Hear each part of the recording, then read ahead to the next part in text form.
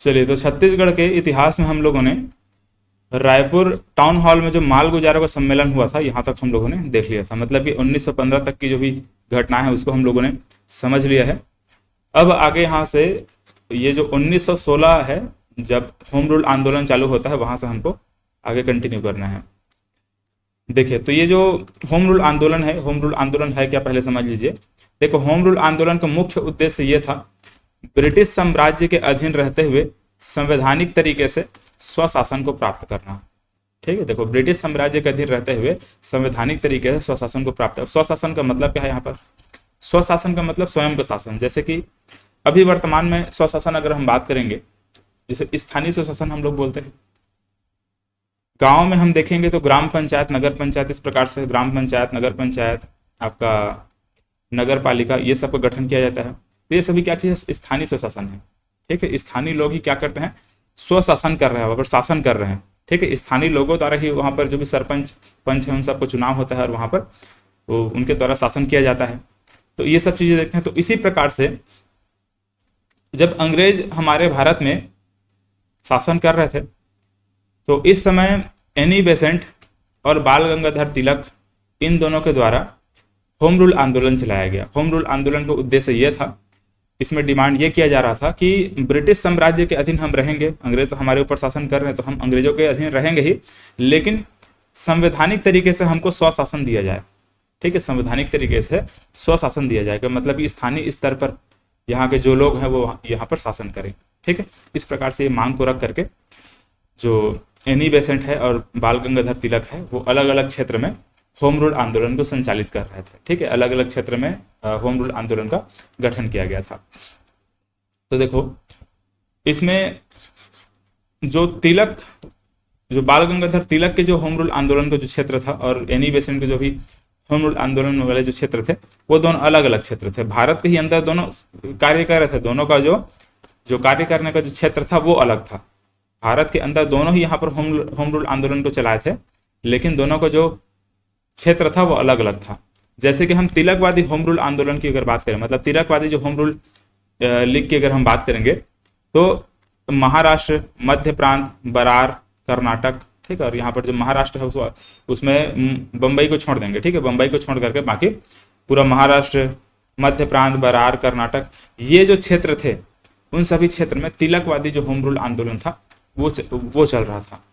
ठीक है, मतलब अगर हम भारत में बात करेंगे इस प्रकार से,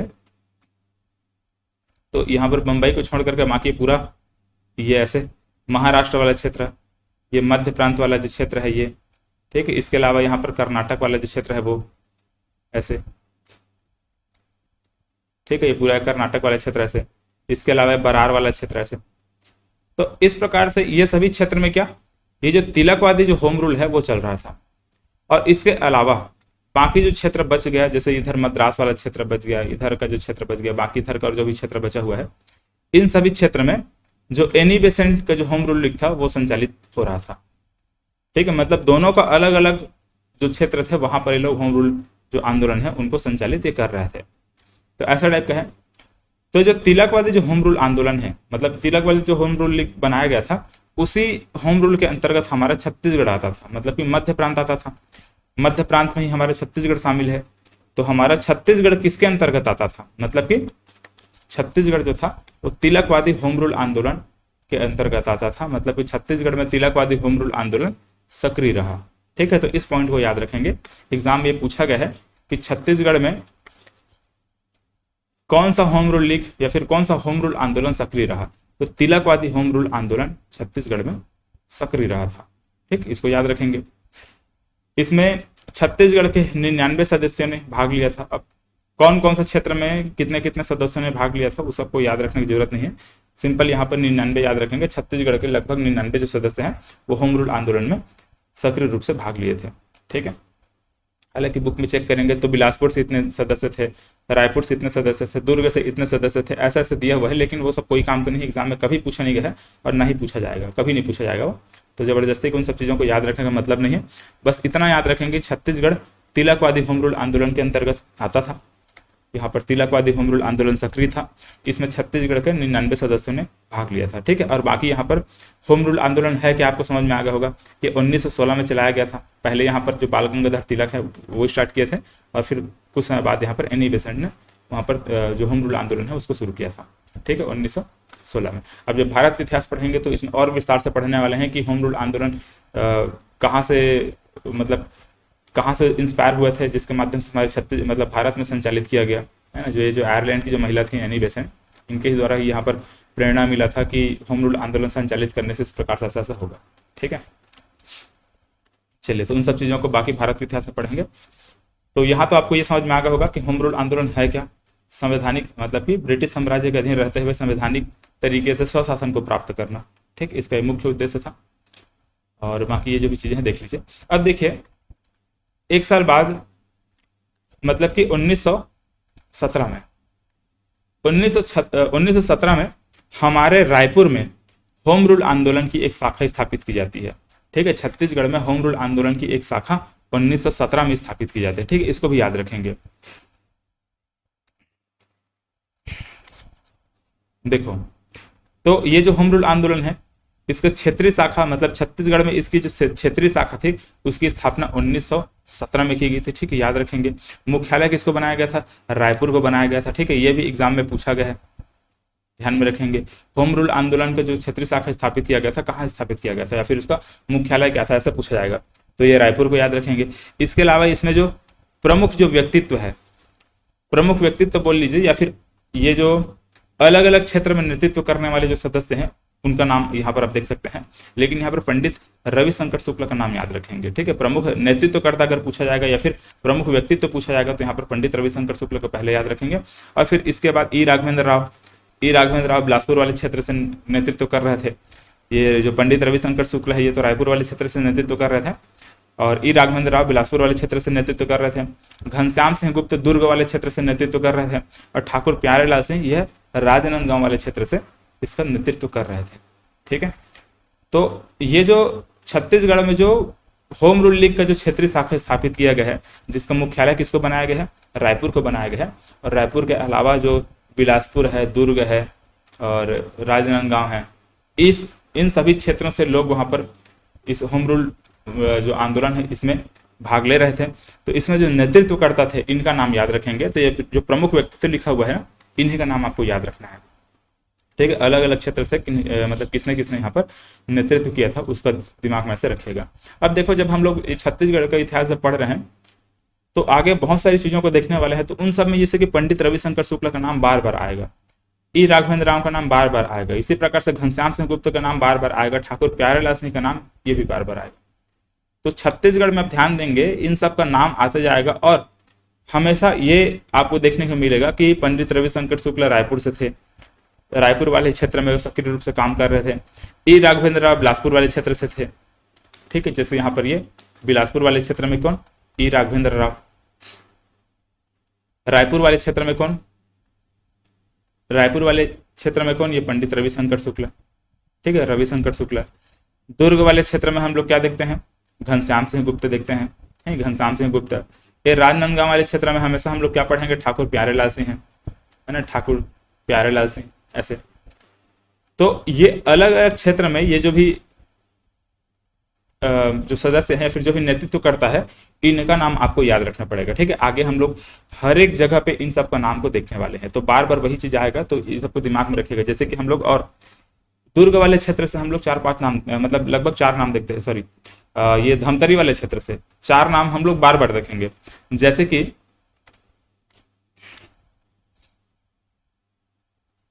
यहाँ तो ये अभी ये वाले यहाँ पर होम रूल आंदोलन में धमतरी वाले क्षेत्र से यहाँ पर नाम तो नहीं लिखा गया है, लेकिन यहाँ धमतरी वाले क्षेत्र से कौन कौन सदस्य थे उसका नाम मैं आपको बता देता हूँ।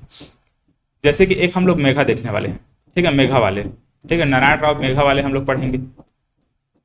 ये हमेशा आपका कहाँ पे आएगा? धमतरी वाले क्षेत्र से हमेशा इसका नाम हम लोग आगे पढ़ते हुए जाएंगे। ठीक है, मेघा वाले। इसी प्रकार से नथुज जगताप, फिलहाल इसको भी मैं लिखता नहीं हूँ, बस बोलकर बता दे रहा हूँ, आगे हम लोग इसको देखेंगे।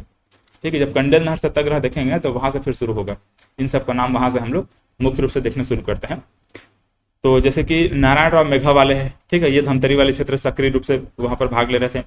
इसी प्रकार से नथुजी जगताप हम लोग देखते हैं, नथुजी जगताप, नारायण राव मेघावाले, और इसके अलावा बाबू छोटेलाल श्रीवास्तव देखते हैं, और एक पंडित सुंदरलाल शर्मा देखते हैं। तो ये जो 4 लोग हैं ये धमतरी वाले क्षेत्र से, धमतरी और राजिम वाले क्षेत्र से ही सक्रिय रूप से वहां पर कार्य कर रहे थे। ठीक है, चलिए तो आगे इनके बारे में और हम लोग बात करेंगे। फिलहाल यहाँ पर जो ये जो 4 क्षेत्र मैं आपको बताया, ठीक है, ये बिलासपुर वाले क्षेत्र, रायपुर वाले क्षेत्र, और दुर्ग और राजनांदगांव, इन सभी क्षेत्र में कौन कौन यहाँ पर नेतृत्व कर रहे थे होम रूल आंदोलन को, उसको ऐसे याद रखेंगे।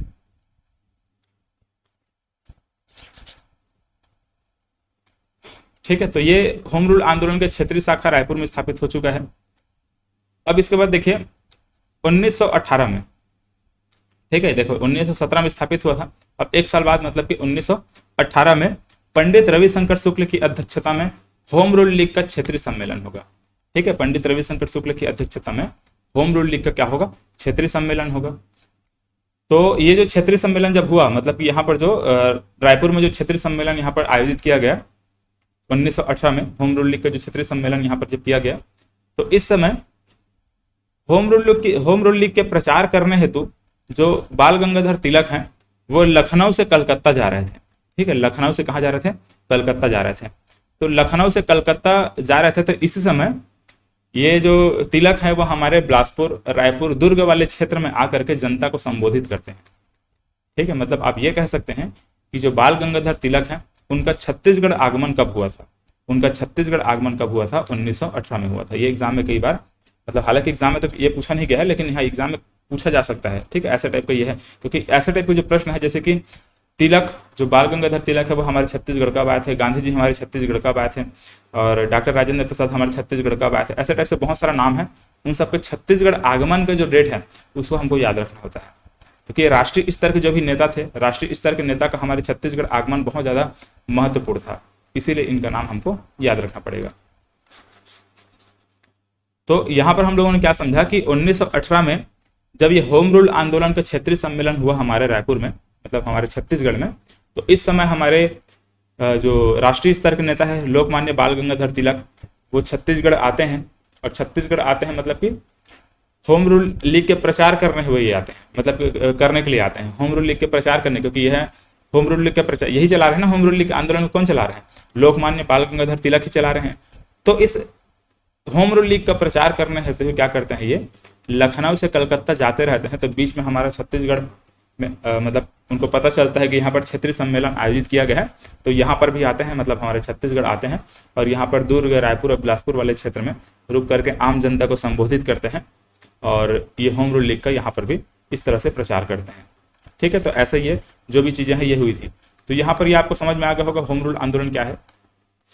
तो उसका क्षेत्रीय शाखा हमारे छत्तीसगढ़ में कब स्थापित किया गया था, और इसका मुख्यालय क्या था, ये भी आपको समझ में आ गया होगा। प्रमुख व्यक्तित्व में यहाँ पर 3-4 नाम याद रखेंगे। सबसे ज़्यादा इंपॉर्टेंट यहाँ पर पंडित रविशंकर शुक्ल हो जाता है।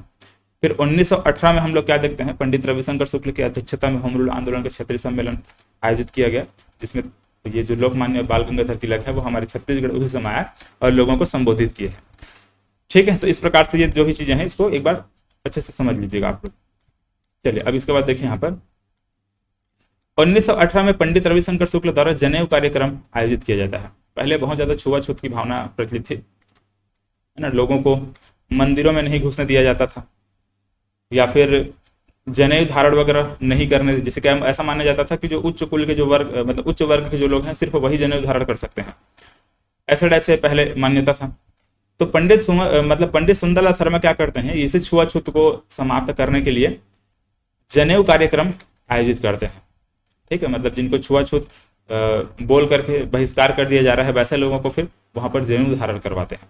ठीक है, जनेऊ धारण करवाते हैं, मतलब यही ये जो जनेऊ कार्यक्रम है उसका आयोजन इसके माध्यम से किया है, मतलब इनके द्वारा किया जाता है। तो इनमें पंडित सुंदरलाल शर्मा का नाम बहुत ज़्यादा इंपॉर्टेंट है। ठीक है, ये नाम को अच्छे से आप लोग दिमाग में रखिएगा, पंडित सुंदरलाल शर्मा। कई बार ये नाम अभी आने वाला है, आगे हम लोग और देखेंगे। गांधी जी जब छत्तीसगढ़ आते हैं, द्वितीय आगमन जब उनका होता है, तो उन्होंने पंडित सुंदरलाल शर्मा को अपने गुरु को उपाधि देते हैं। ठीक है, वहाँ अपन बात करेंगे जब द्वितीय आगमन जब गांधी जी का होता है उस समय अपन इसके बारे में बात करेंगे। तो ये 1918 में ठीक है, ये जो भी चीज़ें घटनाएं हुई हैं, जनेऊ कार्यक्रम उसको याद रखेंगे, किस मतलब किन्होंने किया था, पंडित सुंदरलाल शर्मा ने किया था, इस नाम को याद रखेंगे। इसका देखिए रॉलेट एक्ट। रॉलेट एक्ट क्या था, आप लोग भारत के इतिहास में इसको पढ़ेंगे कि बिना दलील बिना वकील का एक ऐसा कानून था कि जैसे लोगों को शक के आधार पर ही बंदी बना लिया जाता था। ठीक है, लोगों को शक के आधार पर ही बंदी बना करके जेल में डाल देते थे, ऐसा टाइप का ये जो अंग्रेजों के द्वारा एक कानून लाया गया था। तो जो रॉलेट एक्ट लाया गया था, तो ये कानून ऐसा था कि इसको लोगों ने काला कानून कहा। मतलब लोगों ने क्या कहा, इसको काला कानून कहा। मतलब ऐसा एक कानून है, लोगों को सुनना ही नहीं है। मतलब कि ऐसा है कि लोगों को शक के आधार पर, किसी के ऊपर शक हुआ कि ये इस प्रकार से राष्ट्र विरोधी यहाँ पर जो किया जा रहा है, या फिर यहाँ पर अंग्रेजों का विरोध किया, या फिर कुछ षड्यंत्र वहाँ पर रचा जा रहा है, ऐसे जब अंग्रेजों का आभास होता था तो उसको उठा करके जेल में डाल देते थे। ठीक है, किसी का भी उठा करके वहाँ पर जेल में डाल दिया जाता था। मतलब कि किसी का भी वहाँ पर सुनवाई नहीं होता था। ठीक है, बिना दलील बिना वकील का, इसीलिए इसको कहा जाता था। तो इस रॉलेट एक्ट का विरोध लोगों ने करना शुरू कर दिया। ठीक है, इस रॉलेट एक्ट को हमारे भारतीय लोग थे वो क्या करना शुरू कर दिए, विरोध करना शुरू कर दिए। तो इस विरोध करने वाले जो सदस्य हैं, जो नेता हैं, वो कहाँ कहाँ से थे, जैसे कि हमारे रायपुर से माधवराव सप्रे हम लोग देखते हैं। माधवराव सप्रे, पंडित रविशंकर शुक्ला, इनको इस प्रकार से देखते हैं। बिलासपुर वाले क्षेत्र से ई राघवेंद्र राव, मैंने पहले ही बोला है कि ई राघवेंद्र राव का मतलब ई राघवेंद्र राव का नाम बार बार हमारे बिलासपुर वाले क्षेत्र से आएगा। इसी प्रकार से ठाकुर छेदीलाल, इसका भी नाम हमेशा बिलासपुर वाले क्षेत्र से ही आएगा। तो ये दो नाम आप लोग अच्छे से रट लीजिए, ये नाम हमेशा बिलासपुर ही आएगा। तो इन्होंने बिलासपुर वाले क्षेत्र से क्या किया, रॉलेट एक्ट का विरोध किया। और विरोध किस प्रकार से किया, इन्होंने ई राघवेंद्र राव, ठाकुर छेदीलाल, इसके अलावा और भी बहुत सारे सदस्य थे, लेकिन सबका नाम याद रखने की जरूरत नहीं है। तो इन्होंने काले वस्त्र धारण किए तथा जुलूस निकाला। ये जो बिलासपुर का जो पचरी घाट वाला क्षेत्र है, वहां पर पहुंच करके लोगों ने क्या किया, स्नान किया। ये जो अरपा नदी है ना बिलासपुर वाले क्षेत्र में, वहां पर पचरी घाट के आसपास पहुंच करके लोगों ने वहां पर स्नान किया, और स्नान करके वहां पर लोगों ने क्या किया, काले वस्त्र धारण किए। ठीक है, ये काला कानून का विरोध करने के लिए जो रॉलेट एक्ट था, ये एक प्रकार का काला कानून जैसा था। तो इस काले कानून का क्या किया, इन्होंने विरोध किया। कैसे विरोध किया, काले वस्त्र धारण किए और जुलूस निकाले। ठीक है, लोगों ने जुलूस निकाला। व सनिचरी पराव वाला जो क्षेत्र है, उधर जाकर के लोगों ने संबोधन, मतलब लोगों को संबोधित भी किए। इस काले कानून के बारे में लोगों को अवगत कराया गया, और इसका जुलूस निकाल करके इसका विरोध किया गया। ठीक है, तो बिलासपुर वाले क्षेत्र में ई राघवेंद्र राव और ठाकुर छेदीलाल, ये दो नाम याद रखेंगे। इन्होंने रॉलेट एक्ट का विरोध करने में बहुत ज़्यादा समर्थन दिए, और किस प्रकार से विरोध किए हैं, काले वस्त्र धारण किए हैं, और ये जो सनिचरी पड़ाव है उस वाले क्षेत्र में जुलूस निकाले हैं। ठीक है, पचरी घाट में स्नान करके वहां पर काले वस्त्र धारण किए, और इस प्रकार से लोगों ने इसका विरोध किया। चलिए, इसके बाद देखिए यहाँ पर राजनांदगांव वाले क्षेत्र से ठाकुर प्यारेलाल, मैंने पहले ही बोला है कि इस वाले क्षेत्र से हमेशा ठाकुर प्यारेलाल का नाम आएगा। राजिम वाले क्षेत्र, मतलब कि धमतरी वाला जो क्षेत्र है, धमतरी और गरियाबंद वाला जो क्षेत्र है, राजिम तो फिलहाल गरियाबंद में है, तो धमतरी और गरियाबंद वाले क्षेत्र से यहाँ पर पंडित सुंदरलाल शर्मा और बाबू छोटेलाल श्रीवास्तव, ठीक है, इनका नाम आएगा। ठीक है, तो इन लोगों ने इस प्रकार से ये जो रॉलेट एक्ट है इसका विरोध किया। फिलहाल यहाँ से तो अभी तक क्वेश्चन नहीं पूछा गया है, लेकिन हो सकता है संभावना है कि आगे भविष्य में क्वेश्चन पूछ दिया जाए। तो आपको देखो यहाँ पर बार बार इन सबका नाम यहाँ पर जब देखने को मिल रहा है ना, कौन कौन है, जैसे कि ऐसे हमारा छत्तीसगढ़, तो छत्तीसगढ़ में यहाँ पर बिलासपुर वाले क्षेत्र से हमने क्या बोला कि ई राघवेंद्र राव। ठीक है, ई राघवेंद्र राव का नाम बार बार आएगा। इसी प्रकार से ठाकुर छेदीलाल का नाम बार बार आएगा, है ना, ई राघवेंद्र राव, ठाकुर छेदीलाल। रायपुर वाले क्षेत्र से ये जो क्या था, रविशंकर शुक्ला, पंडित रविशंकर शुक्ला, माधवराव सप्रे, इन सब का नाम यहाँ पर रायपुर वाले क्षेत्र से आएगा। ठीक है, धमतरी वाले क्षेत्र से एक तो मेघा आएगा, नारायण राव मेघा वाले आएगा, नथुजी जगताप आएगा। ठीक है, नथुजी जगताप आएगा। इसके अलावा बाबू छोटेलाल श्रीवास्तव आएगा, है ना, बाबू छोटेलाल श्रीवास्तव आएगा ऐसे। इसके अलावा पंडित सुंदरलाल शर्मा आएगा ऐसे, पंडित सुंदरलाल शर्मा। तो ये जो धमतरी वाला क्षेत्र है, ठीक है, धमतरी वाले क्षेत्र से इन सबका नाम, अब इसको याद रखने का ट्रिक भी आपको मैं समझाऊंगा। ठीक है, जैसे कि एक छोटी सी एक लड़की इमेजिन करिएगा आप लोग, ठीक है, जिसका नाम क्या है, मेघा है। ऐसे। और कहाँ रहती है? धमतरी में रहती है। धमतरी वाले क्षेत्र से नाम को देखेंगे तो धमतरी में रहती है कौन? मेघा। और ये मेघा बहुत छोटी है, ठीक है, बहुत छोटी है, छोटी सी बच्ची है, और ये बहुत सुंदर दिखाई देती है, ऐसा बहुत सुंदर दिखाई देती है। तो मेघा छोटी है, बहुत सुंदर दिखाई देती है, और एक छोटी सी मतलब ये अपने नाक में नथ पहनती है, ये नत्थु, ऐसे नथ ही पहनती है, नाक में नथ पहनती है, तो नत्थु जी जगताप हो जाएगा। तो मेघा वाले, नारायण राव मेघा वाले, बाबू छोटेलाल श्रीवास्तव, पंडित सुंदरलाल शर्मा, नत्थु जी जगताप, ठीक है। तो इस प्रकार से इन सब का नाम है, मेघा, नारायण राव मेघा वाले, बाबू छोटेलाल श्रीवास्तव, पंडित सुंदरलाल शर्मा और नत्थु जी जगताप, ये सभी कहाँ से रहेंगे? धमतरी से रहेंगे, ऐसे टाइप से। तो इनके नाम को याद रखने का अलग अलग मैं आपको आगे ट्रिक बताते हुए चलूंगा, ऐसे टाइप से, तो आपको याद हो जाएगा ये। जैसे कि यहाँ पर जो हम लोग कंडेल नहर सत्याग्रह देखते हैं, तो यही जो 4 लोग थे उन्होंने मुख्य रूप से वहां पर भाग लिया था, ठीक है, कंडेल नहर सत्याग्रह में, धमतरी वाले क्षेत्र में। चलिए बाकी और धीरे धीरे नाम आते जाएगा, वहां पर मैं आपको याद करवाते हुए जाऊंगा, ठीक है। एक ही बार में सब कुछ याद नहीं हो पाएगा। छत्तीसगढ़ का मैप वगैरह बनवा करके सबका नाम को लिखवा दूंगा तो याद नहीं होने वाला। ऐसा ही बीच बीच में थोड़ा थोड़ा चीज़ों को याद करवाते ही चलूंगा तो याद हो पाएगा। तो रॉलेट एक्ट का विरोध हमको समझ में आ गया, ठीक है। एग्जाम में यहाँ से क्वेश्चन नहीं बने हैं तो ज़्यादा इसको देखने की जरूरत नहीं है, ज़्यादा याद रखने की जरूरत नहीं है। देखिए अब यहाँ पर ये खिलाफत आंदोलन को, तो सबसे पहले तो ये खिलाफत आंदोलन है क्या उसको समझते हैं, फिर इसके बाद हमारे छत्तीसगढ़ से कौन कौन इसमें भाग लिए थे इसको हम लोग आगे देखेंगे। देखिए सबसे पहले यहाँ पर समझिए, प्रथम विश्व युद्ध के समाप्ति के पश्चात तुर्की में खलीफा के पद को समाप्त कर दिया गया था। इसका मतलब समझिए, जब प्रथम विश्व युद्ध जब समाप्त हुआ तो उसमें जो जर्मनी है उसकी हार हुई थी, बाकी ब्रिटेन, फ्रांस, इन सब की जीत हुई थी।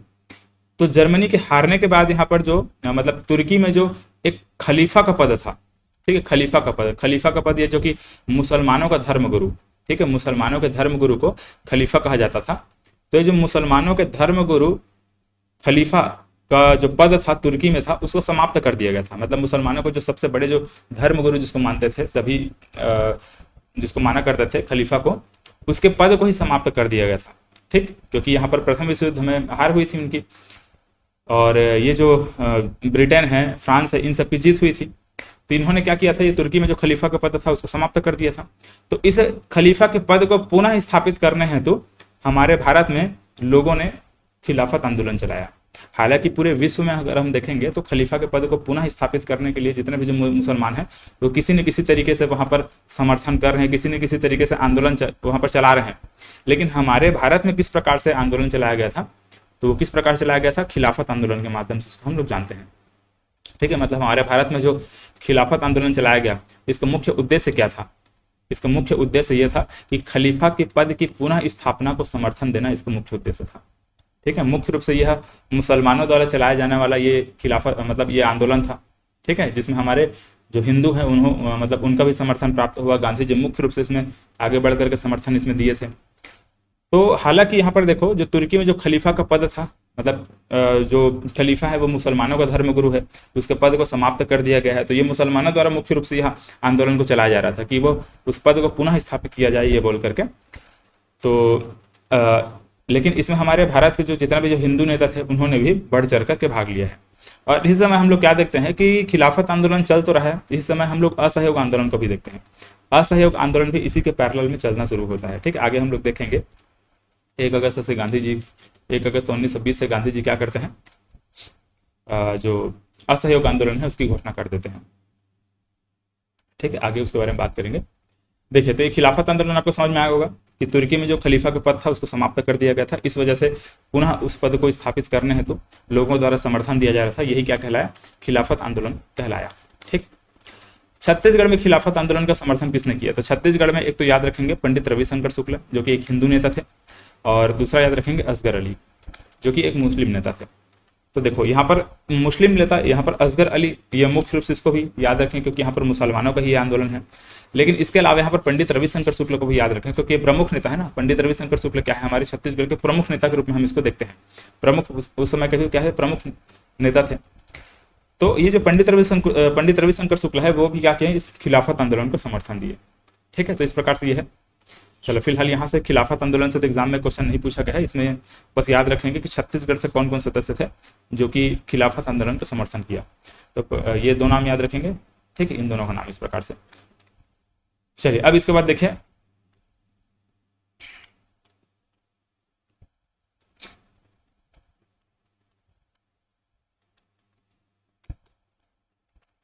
ठीक है, अब यहाँ पर कंडेल नहर सत्याग्रह को समझेंगे। कंडेल नहर सत्याग्रह और उसके बाद फिर छत्तीसगढ़ में जो गांधी जी का आगमन होता है उसको हम लोग देखेंगे, और इस समय ये जो असहयोग आंदोलन चल रहा था उसके बारे में बात करेंगे। ठीक है, मैंने बोला ना आपको कि यहाँ पर देखो असहयोग आंदोलन हम लोग देखेंगे 1 अगस्त से शुरू हो जाएगा इस प्रकार से, और खिलाफत आंदोलन भी यहाँ पर चल रहा है ऐसे टाइप का। तो देखो अब यहाँ पर कंडेल नहर सत्याग्रह को तो हम लोग क्या जानते हैं, जैसे कि मैं डैम पढ़ाता हूँ, बांध एवं परियोजना वगैरह पढ़ाता हूँ, तो लगभग 1912-15 के आसपास हमारे छत्तीसगढ़ के अलावा भारत में ही बहुत सारी जगह में अंग्रेजों के द्वारा बांध का निर्माण कार्य किया जा रहा था। ठीक है, बहुत सारे बांध वगैरह, बहुत सारे डैम बनाए जा रहे थे।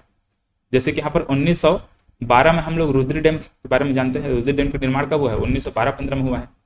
ठीक है, तांदुला डैम को हम लोग कब देखते हैं कि 1913 के आसपास हुआ है, ऐसे टाइप के हम लोग पढ़ते हैं।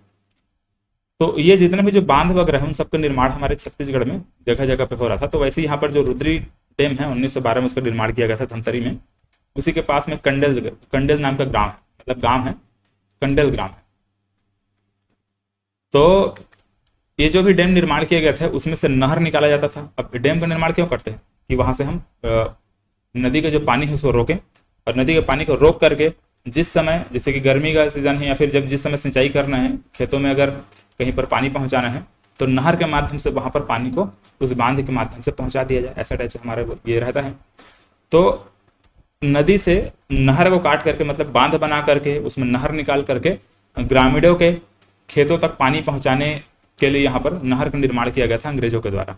ठीक है, अंग्रेजों ने क्या किया कि नहर बनाया, और नहर बना करके वहाँ जो ग्रामीण थे, मतलब कि कंडेल ग्राम जो धमतरी है, धमतरी में जो कंडेल गांव है उस वाले क्षेत्र में जो वहाँ जो ग्रामीण हैं लोगों को वहाँ पर जो नहर कर है वो दे करके नहर का पानी उपयोग करने के लिए वहाँ पर कहा गया।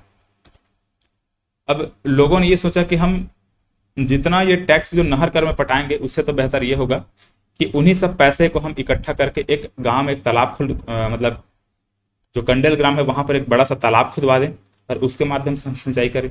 ठीक है, हमारे खेतों में जो भी सिंचाई का कार्य है वो तालाब के माध्यम से हम कर लेंगे, नहर मतलब कि तालाब बनवा कर। कैसे टाइप से लोगों को विचार वहां पर था। तो लोगों ने वहां पर नहर कर देने के लिए मना किया। ठीक है, अंग्रेज क्या चाहते थे कि यहाँ पर नहरों का उपयोग करके लोग वहां पर नहर टैक्स पटाए, नहर कर पटाए, और ये अंग्रेजों का कहना था। लेकिन ग्रामीण क्या चाहते थे कि नहीं, हम नहर टैक्स नहीं पटाएंगे, है ना, बिना मतलब हम ये भी कर सकते हैं कि हमारे ग्रामीणों द्वारा मिल करके यहाँ पर एक तालाब खुदवा दिया जाए और उस तालाब के माध्यम से जो सिंचाई है वो कार्य किया जाए। तो इसी वजह से देखो नहर के पानी का उपयोग करने के कारण ग्रामीणों पर जुर्माना लगाया गया। देखो ऐसा बोला गया कि जो ग्रामीण है वो नहर का उपयोग कर रहे हैं, हालांकि वहां पर ग्रामीण नहर का उपयोग नहीं कर रहे थे, लेकिन अंग्रेजों द्वारा यह आरोप लगाया गया कि ग्रामीण वहां पर नहर का उपयोग करते थे।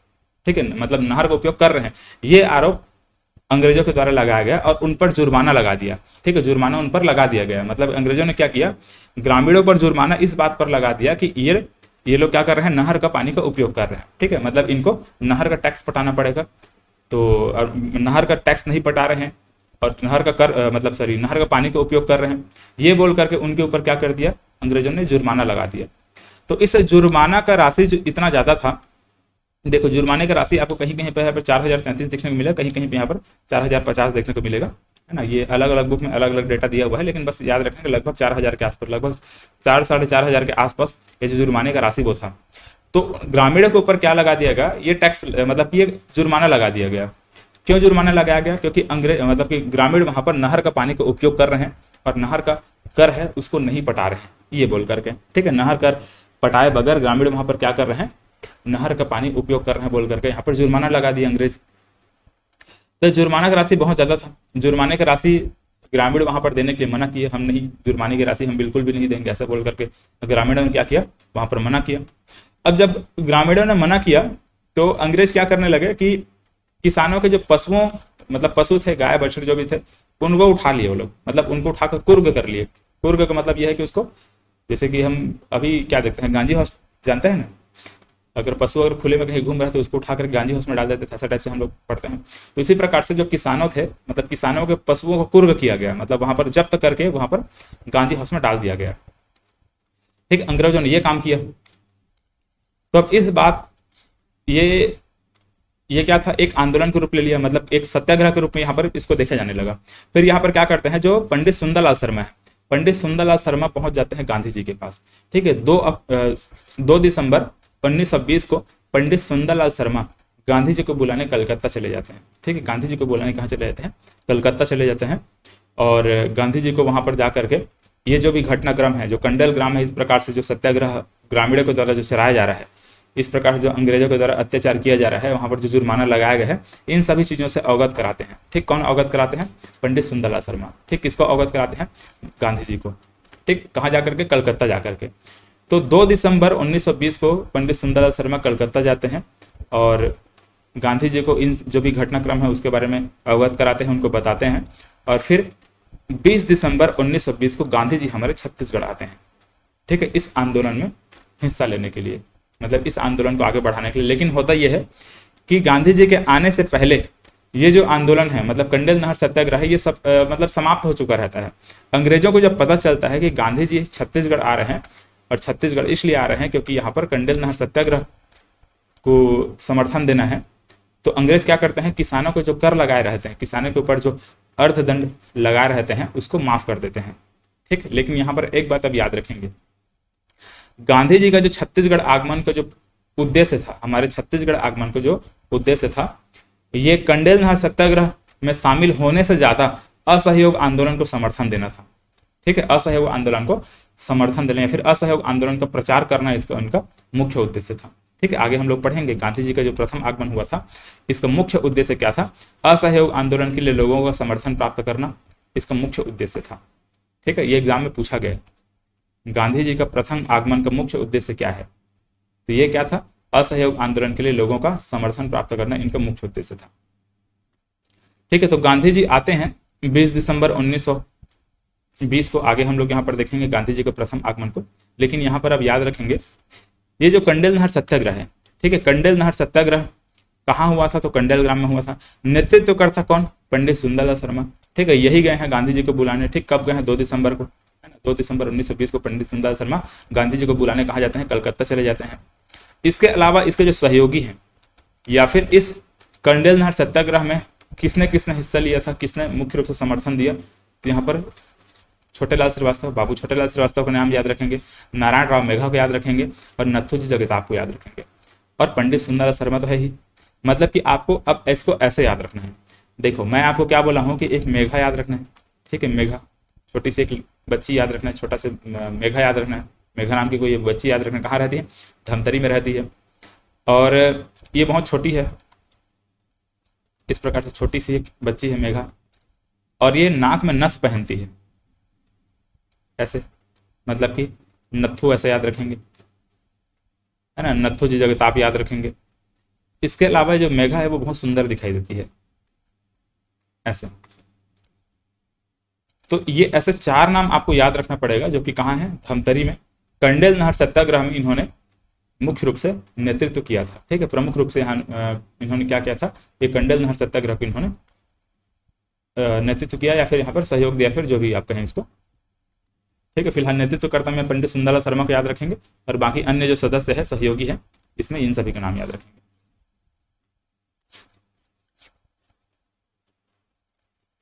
चलिए, तो इस प्रकार से कंडेल नहर सत्याग्रह हुआ था। कंडेल नहर सत्याग्रह का मतलब मुख्य कारण क्या था, नहर के पानी का उपयोग करने के कारण ग्रामीणों पर जुर्माना लगा देना। ठीक है, ग्रामीणों पर जुर्माना इस बात पर लगा दिया गया था कि ग्रामीण बिना कर पटाए वहां पर नहर के पानी का उपयोग कर रहे हैं, ऐसे बोल करके। चलिए, जुर्माने की राशि देख लीजिएगा। कभी फिलहाल तो राशि पूछा नहीं गया, लेकिन कभी अगर पूछ दिया जाता है तो उस कंडीशन पर याद रखना है। जुर्माना ना मिलने पर किसानों के जो पशु है उनको कुर्ग किया गया। इसके बाद 2 दिसंबर को पंडित सुंदरलाल शर्मा गांधी जी को बुलाने कलकत्ता गए। गांधी जी 20 दिसंबर 1920 को छत्तीसगढ़ आए और यहाँ पर असहयोग आंदोलन के लिए लोगों का समर्थन प्राप्त किए। ठीक है, क्योंकि इस समय तक जो कंडेल नहर सत्याग्रह है वो सफल हो चुका था। क्यों सफल हो गया था, क्योंकि अंग्रेजों को पता चला कि गांधी जी छत्तीसगढ़ आ रहे हैं और वो भी कंडेल नहर सत्याग्रह आंदोलन में भाग लेने के लिए आ रहे हैं। तो उनको लगा ये तो राष्ट्रीय स्तर पर ये आंदोलन हो जाएगा बोल करके उन्होंने क्या किया, लोगों के ऊपर जो टैक्स मतलब जो कर जुर्माने का राशि लगाया गया था 4,033 रुपये, उसको माफ़ कर दिया।